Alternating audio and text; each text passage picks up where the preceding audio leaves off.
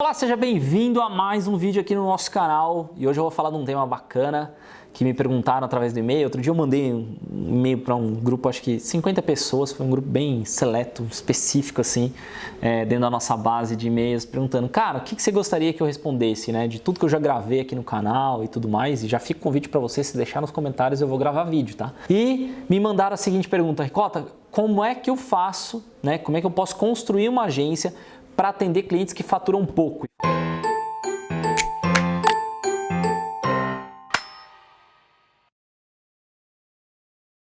E fatura um pouco, até a pessoa especificou ali, por volta de 15 mil reais, a empresa, não é a agência, tá? Mas a empresa que ele quer atender fatura até 15 mil reais, por volta de 15 mil reais, de 15, 20, mais ou menos esse cenário. E aí eu comecei a pensar, putz, realmente isso é talvez a realidade da maior parte dos freelancers, dos agências, dos consultores que acabam pegando seus clientes, é esse tipo de público, que é a grande massa das pequenas empresas do Brasil, faturamento de até 15 mil reais, faturam aí talvez no ano, no máximo ali os seus 180, 150 mil anual, né? E esse tipo de empresa tem algumas peculiaridades, mas antes disso queria lembrar você de curtir o nosso canal. Se você ainda não está inscrito aqui, aproveita para se inscrever e já dá o joinha se você gostou do primeiro tema. Então vamos lá. Primeiro ponto que você tem que entender do cara que fatura esses 15 mil reais. Esse cara que fatura os 15 mil reais, ele não tem muita margem para erro. Então, por exemplo, é um restaurante, é um dentista, um advogado,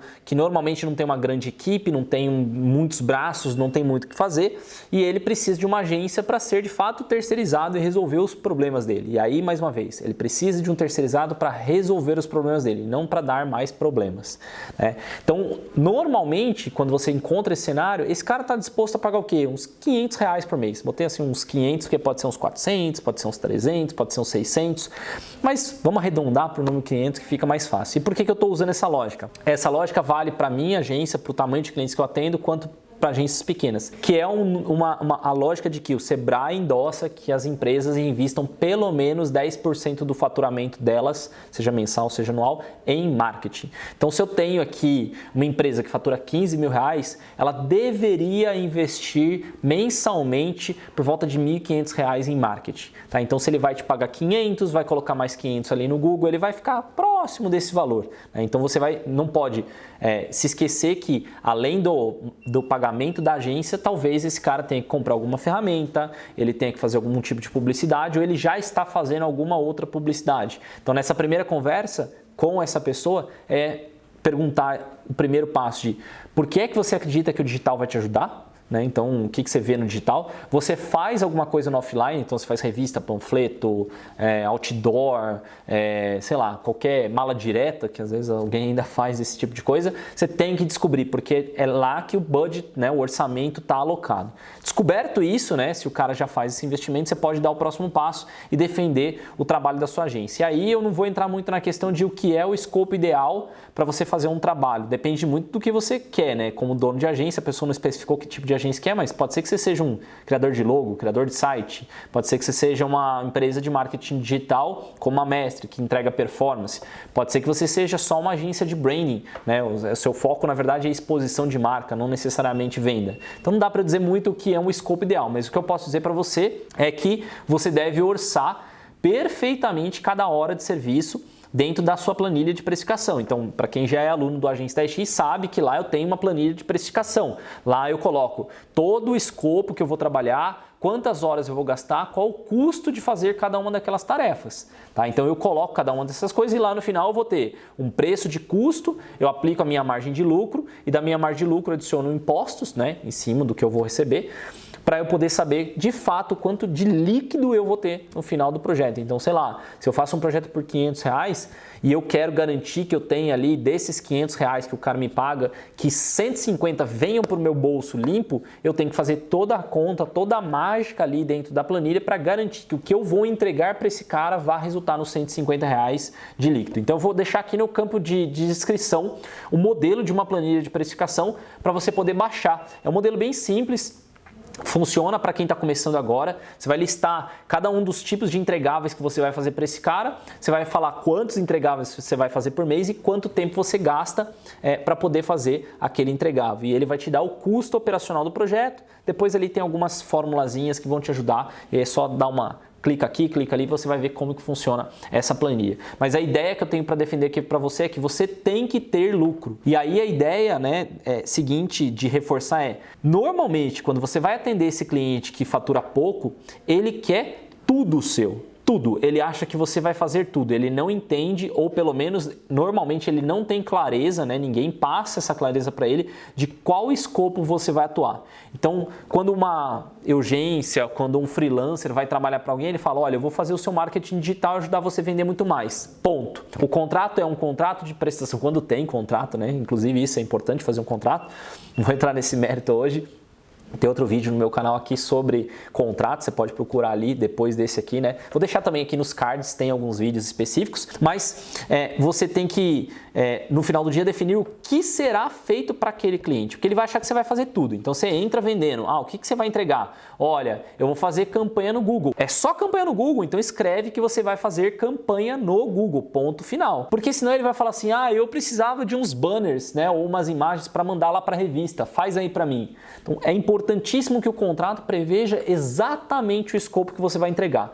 E muito cuidado em adicionar coisas que não são necessárias para a performance ou para a necessidade daquele cliente. Por exemplo, se o cliente está te chamando para vender mais, não faz menor sentido você defender para ele que você vai fazer 3 posts em redes sociais por dia. Primeiro, que se você fizer 3 posts por dia na rede social e planilhar isso aí, R$500 não vai pagar o trabalho, seu trabalho e o trabalho do seu designer para poder montar cada uma dessas coisas, ou raramente, né? Acho que não deve pagar. E segundo ponto, que posts em redes sociais, simplesmente por postar, a gente já sabe que tanto Face quanto Instagram, eles têm uma grande limitação orgânica, né, dos posts viralizarem e tudo mais, e você não vai conseguir vender nada por eles. Então a linha que eu tenho para dizer é, entregue o necessário para gerar resultado para aquele cliente. Fora disso, não entregue. Eu vou fazer um site novo para esse cliente por R$1.000. Beleza. Primeiro, fez um contrato sobre o que será entregue? Segundo, está previsto se o cara vai poder fazer refação no site ou não? Ou seja, terminou de fazer o site, ele pode voltar e mexer em alguma coisa? Você tem que fazer isso para ele ou não? Se depois que você entregou, ele aprovou, ele não pode mudar mais nada. O que é que ele pode mudar? Porque tem que estar previsto o seu contrato para você pegar esse projeto de R$500 e não sofrer com ele depois. Quer dizer, sofrer com ele, no meu linguajar, é pagar para trabalhar. Esse é o maior risco do cara que você cobra R$500. Tá? Então, defina muito bem o escopo que você quer, coloque em contrato e garanta que ele está precificado. Então, essa é a regra básica para trabalhar tanto com cliente pequeno quanto com cliente grande. E foque no seu escopo. Inclusive, é um caso interessante, né? Um dos analistas me falou que estava insistindo com o cliente em um escopo determinado, o cliente estava apertando ele ali para entregar mais coisa e ele falou, olha, eu não posso, é isso aqui que está no nosso escopo, esse é o nosso contrato. O cliente ficou bravo, mas em uma outra reunião presencial com outros membros do time, ele falou que achou muito louvável a posição da mestre de focar no escopo.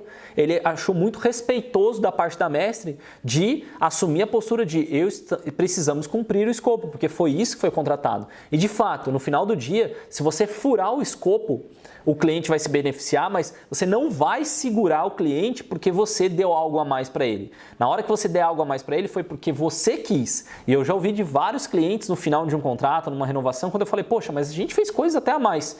Já teve um cliente que falou para mim, você fez porque você quis. Então, você tem a opção de definir o seu escopo, que vai entregar o resultado necessário e planilhar ali bonitinho na sua planilha de precificação. E aí, talvez a grande sacada, eu quis dar um passo além do que me perguntaram de, tá, beleza, Ricota, eu começo atendendo caras que eu vou ter talvez um faturamento de R$500. Como é que eu escalo? Como é que eu chego em projetos de 5, 10, 20 mil reais?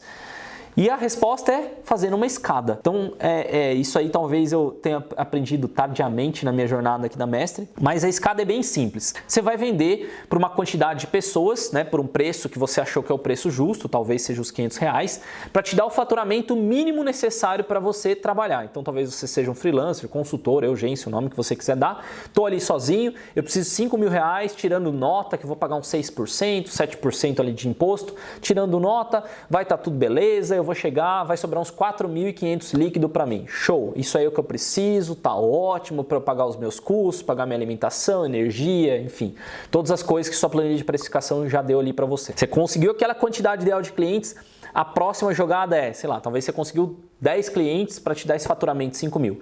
A próxima jogada é, para cada novo cliente que você receber, né, ou que tiver que renovar no caso, então vai entrar um novo cliente aqui, você vai aumentar o seu preço, aumentando a sua margem de lucro. Não é simplesmente entregando mais. Não, agora que eu vou cobrar mais, não é justo, né? Eu tenho que botar mais trabalho. Não, simplesmente você está aumentando a sua margem de lucro, vai lá na sua planilha, muda a sua margem de lucro, porque tem na planilha lá margem de lucro de 15% para 20% e vê qual o preço que te dá. Deve passar por uns 600, 650 reais. Começa a fechar novos clientes a 650 reais com o mesmo escopo dos caras que estão pagando 500. E quando esse cara de 500 for renovar, você chega e fala para ele, olha, agora aqui a agência nós estamos pegando cliente somente nessa faixa de 650 reais. Então, para renovar esse projeto, eu preciso que você, se você quiser dar continuidade aqui comigo, o valor do projeto é de 650 reais. Vai ter cara que vai ficar bravo com você, vai ter cara que vai aceitar pagar, vai ter cara que vai tentar apertar você para, né, voltar ou deixar mais próximo dos 500 reais, mas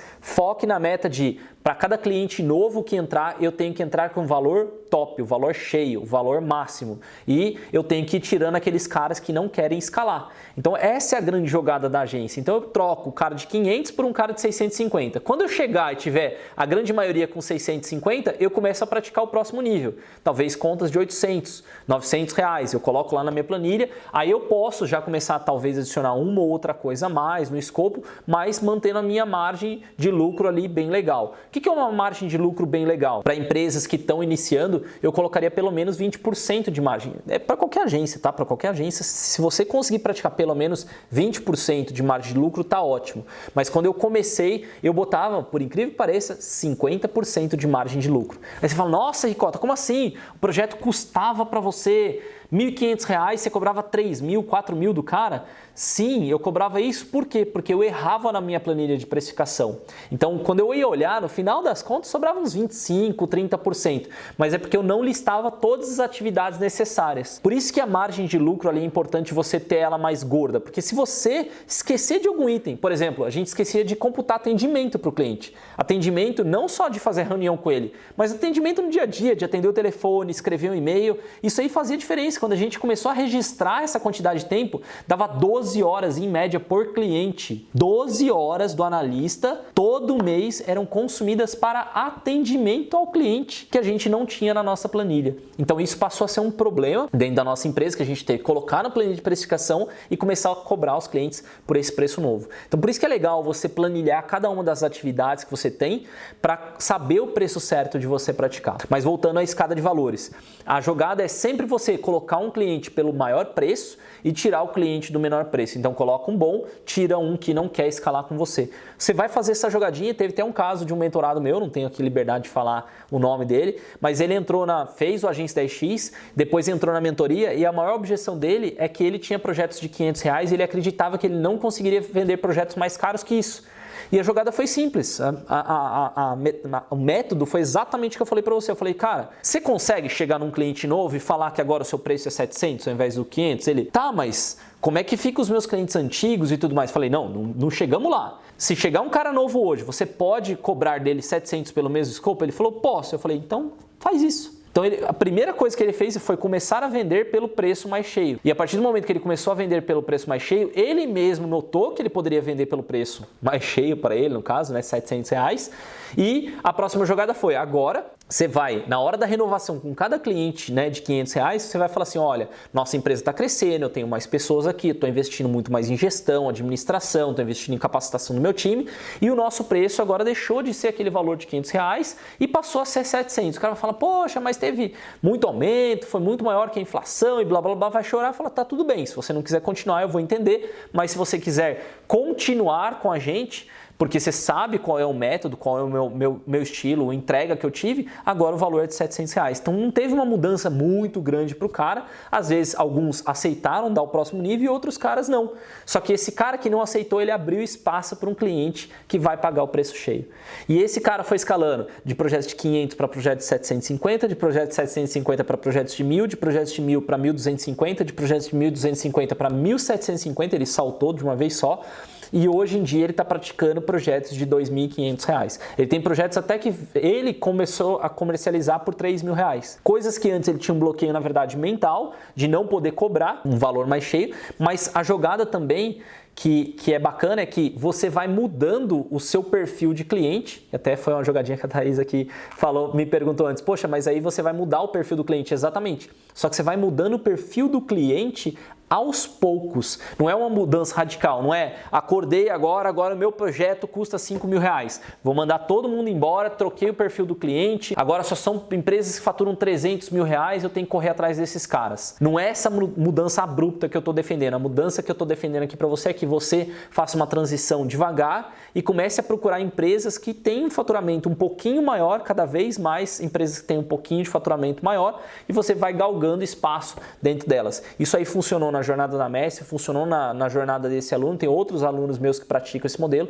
e eu espero que você também possa fazer essa escadinha de preços. Se porventura você ficar com qualquer dúvida nesse método, nessa ideia, é só colocar aqui nos comentários, vai ser um prazer te ajudar a sanar essas dúvidas, mas o que eu tenho a dizer para você é que na verdade o preço, primeiro, cobrar mais caro está primeiro na sua mente do que na mente do cliente. Ele bate na sua porta sem saber quanto você cobra. E é você que coloca o preço. É você que vai defender quanto custa. Então, se você defender que custa, que vai ser um investimento para ele de R$1.000, ao invés de falar que vai ser um valor de investimento de 500, ele vai tomar aquilo como verdade. Obviamente, ele pode orçar com outras empresas? Pode orçar com outras empresas, mas o seu jeito tem que ser um jeito único, tem que ser uma venda diferente para você e, consequentemente, vai ajudar o cliente a alcançar os objetivos que ele tiver dentro da jornada dele. Tá? Então, fique tranquilo, vai dar certo e se não der certo, deixa aqui nos comentários, conta o seu momento que eu vou ter o maior prazer de te ajudar. Beleza? Um forte abraço, espero que você tenha gostado e até a próxima.